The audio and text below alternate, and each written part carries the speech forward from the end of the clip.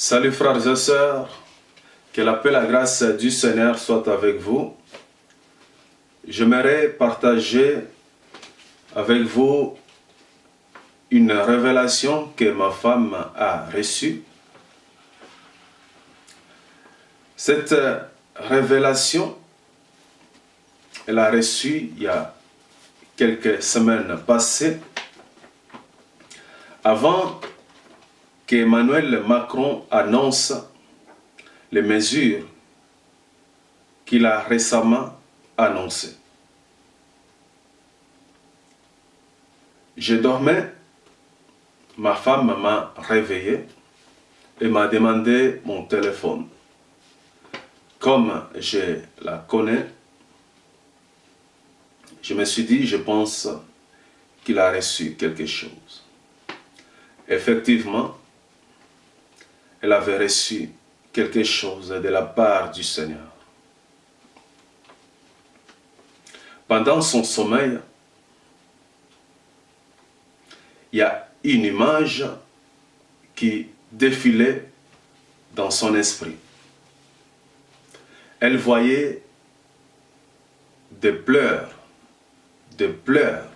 beaucoup de pleurs. C'est alors qu'elle s'est réveillée et elle s'est demandé qu'est-ce que cela voulait dire. Pendant qu'elle se demandait qu'est-ce que cela voulait dire,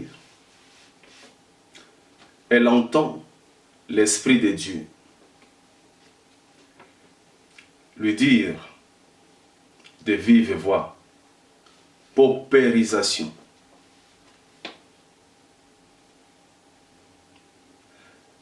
C'était la première fois qu'elle a entendu ces mots, paupérisation. C'est alors qu'elle m'a réveillé. Elle m'a demandé mon téléphone pour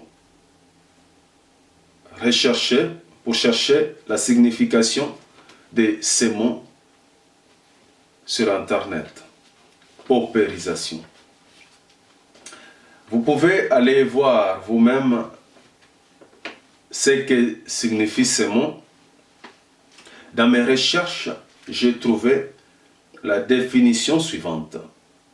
La paupérisation est l'appauvrissement continu d'un individu ou d'un groupe d'individus et parfois d'un type de population, etc. Je ne pensais pas faire une vidéo à ce sujet. Mais vu l'allure des mesures contre les non-vaccinés, j'ai trouvé bon de publier ces choses afin que vous les sachiez. Afin que vous sachiez ce que les satanistes préparent contre les non-vaccinés. Ils vont prendre des mesures de plus en plus contre les non-vaccinés. Et ces mesures, c'est pour créer la souffrance, pour créer la pauvreté.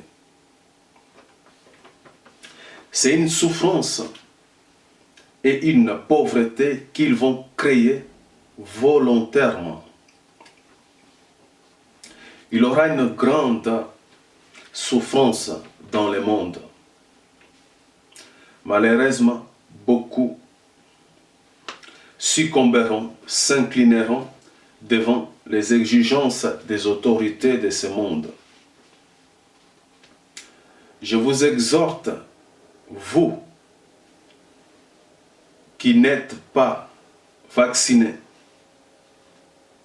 vous qui refusez les vaccins comme moi,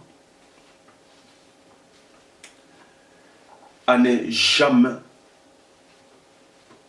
accepter ces vaccins, à ne jamais céder.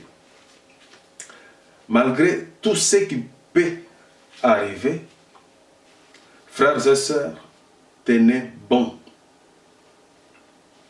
jusqu'au retour de notre Maître, Seigneur Jésus-Christ. Le Seigneur revient bientôt. En 2012, Dieu m'avait donné cette mission de parler du retour du Seigneur Jésus-Christ, de dire à tous les hommes de se repentir, car Jésus revient bientôt. Vu l'allure des choses, frères et sœurs, je pense qu'il revient très bientôt. Et beaucoup de ceux qui se disent chrétiens seront surpris, seront confondus dans leurs calculs, car le Seigneur revient très bientôt. Frères et sœurs, les jours sont très mauvais. Je pense que les mesures que les autorités sont en train de prendre nous amènent à ce qui est écrit dans le livre de Matthieu, chapitre 24, verset 21, qui dit ceci: « Car alors la détresse sera si grande qu'il n'y en a point eu de pareil depuis le commencement du monde jusqu'à présent, et qu'il n'y en aura jamais. Et si ces jours n'étaient abrégés, personne ne serait sauvé. Mais à cause des élus, ces jours seront abrégés. » Matthieu chapitre 26, verset 41, le Seigneur nous dit: « Veillez et priez afin que vous ne tombiez pas dans la tentation. L'esprit est bien disposé, mais la chair est faible. » Frères et sœurs, demeurez fermes, comme les 3 amis de Daniel. J'aime beaucoup cette histoire. Ne vous prosternez pas. Ne vous prosternez pas. Le Seigneur viendra délivrer son Église. Les satanistes ne finiront jamais avec l'Église de Dieu. Je répète, les satanistes ne finiront jamais avec l'Église de Dieu. J'aimerais vous dire, vu que vous savez qu'est-ce que les satanistes sont en train de préparer contre les non-vaccinés, agissez comme Joseph lorsqu'il a eu la révélation de la famine qui devait venir dans le livre de Genèse chapitre 41. Je vous conseille de faire des provisions si vous pouvez. Pour terminer, frères et sœurs, j'aimerais dire que Dieu ne permettra pas que vous soyez tentés au-delà de vos forces.